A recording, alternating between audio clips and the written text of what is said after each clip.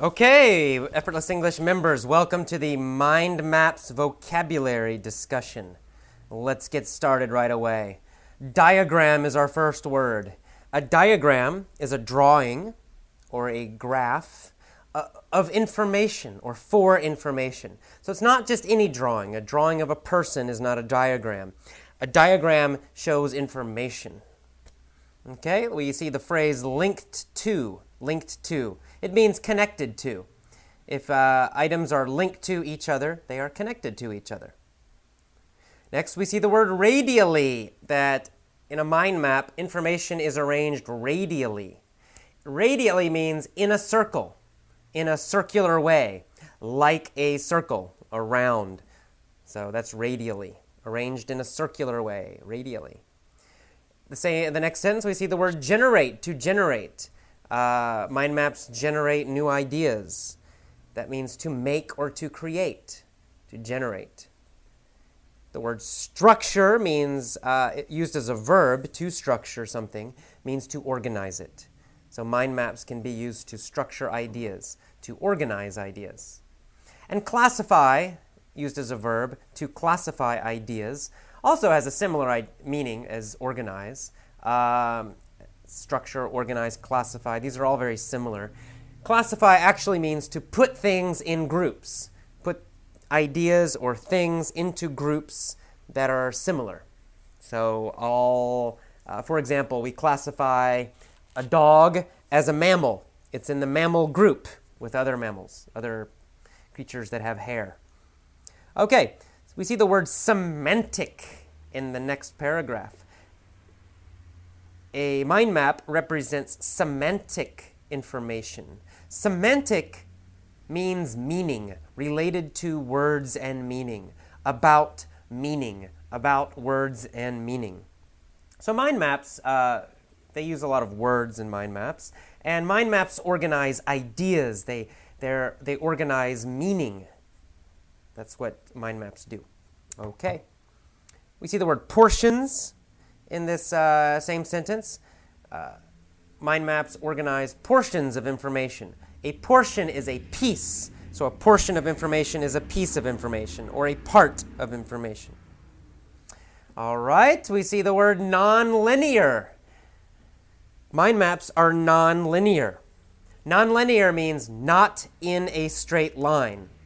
So linear means straight line, in a straight line. Comes from the word line, linear. Non-linear, not in a straight line. That same thing we see, non-linear graphical manner. Mind maps are also graphical. Graphical is quite similar to diagram, except graphical is an adjective. Graphical means with images, okay, with pictures. All right, we see the word brainstorming in the same sentence. Mind maps encourage brainstorming. In fact, mind maps are a good way to brainstorm. Brainstorming, or to brainstorm, means to think of a lot of ideas very quickly, trying to be creative. So you just think as fast as you can and you write down your ideas, one after the other after the other. You don't stop, you don't pause to think about the ideas, you don't judge the ideas, you just write them down as fast as possible. We call that process brainstorming. You can also use it as a verb, to brainstorm. All right, we see the word in the next paragraph, intuitively. Mind maps organize information intuitively. Intuitively means naturally. And to be more specific, intuitively means in an instinctual way, coming from instinct. It means not from conscious thought. It means you don't think about it first and plan it. It comes from the right side of your brain, intuitively. It means you kind of feel what is correct, and you follow your feeling. If you've watched Star Wars, right? Use the Force, Luke. That's basically an intuitive way of doing something. You use the Force. You follow your deep feeling instead of thinking too much. So mind maps are very intuitive. They're used intuitively. Right? In the same sentence, the same paragraph, we see the word recall. Mind maps can help recall of memories. Recall means remembering or memory. So it helps memory. Mind maps can help memory. If you start doing a mind map, it can help you remember things that you thought you forgot. The next paragraph we say, mind maps have many applications. An application is a use, so it means they have many uses, many ways to use them, many applications. That's why a software is sometimes called an application. It means something that is used to do something. Application.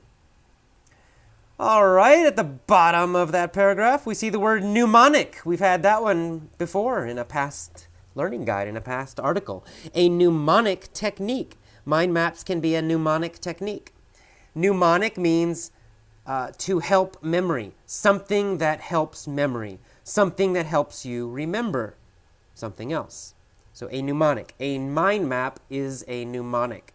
It's a tool, it's a technique that helps memory. It's a mnemonic. All right, at the end of that paragraph, we see the verb to collaborate. Mind maps are also used to collaborate with other people. You can do a mind map in a group. Everybody can yell out their ideas, and one person can write down the mind map on a whiteboard maybe. So you can collaborate. To collaborate means to work together. It means two or more people working together. So you say, oh, I collaborated on, and we usually say on or with. You collaborate on a project. You collaborate with other people. So you say, I collaborated with my friend to make this article. It means we both work together to make this article. We collaborated. We worked together. All right, next paragraph. Mind maps can help you retain information. Retain means keep. To retain something means to keep it. You already have it and you keep it. You retain it. Sometimes, such as this case, we sometimes use retain to mean remember. So if you retain information, it means you remember the information. You keep the information in your brain. All right, we see the word rough notes in the next paragraph, the phrase rough notes. Mind maps can be drawn by hand as rough notes, or they could be quite sophisticated. You can use software to do mind maps. Rough notes. Rough, of course, rough has a meaning, means not smooth, but rough also means not planned, not edited. For example, when you first write an article or you're writing a paper, the first time you write it, we call that a roughed draft, a rough draft. It means you have not edited it, you didn't worry about making mistakes, you haven't corrected your mistakes, you haven't used spell check yet. It's your rough draft, it's your first draft, your first time. And then you'll write it again a couple times, you'll check your mistakes, you'll correct your mistakes. So the rough draft is the first time you do something. Rough notes just means you're quickly writing, you're not worrying about mistakes, or you're not worrying how it looks. So it's not planned very well. All right, in the next page, we see some guidelines, some rules. A guideline is a rule. Guideline is more loose. A rule is kind of strict, kind of tough. A rule is something you must do. A guideline is something you might want to do, or you should probably do. So it's less strong. A guideline is less strong than a rule. So then we've got a list of guidelines, some ideas how to do a mind map, some basic rules you might want to follow. One of the rules, rule number 5, uses the word organic. It says the lines on a mind map, the structure, the organization should be organic. Organic has, it depends on the situation. Organic has several meanings. But in general, organic means natural. And in fact, it really means biological, coming from life. Now, there are more specific meanings in science and in chemistry. Organic can have a little bit different meaning. But in general use, organic means natural, or coming from natural life. Alrighty, and finally, the last one, number 10, we see, let's go to number 9 first, actually. We see the word associations. It says, use associations, show associations in your mind map. In this case, associations means connections, or relations, or relationships, right? An association means you're connected somehow to somebody or something. All right. And finally, the last one, number 10, we see radial hierarchy. Radial hierarchy. Hierarchy is similar to structure.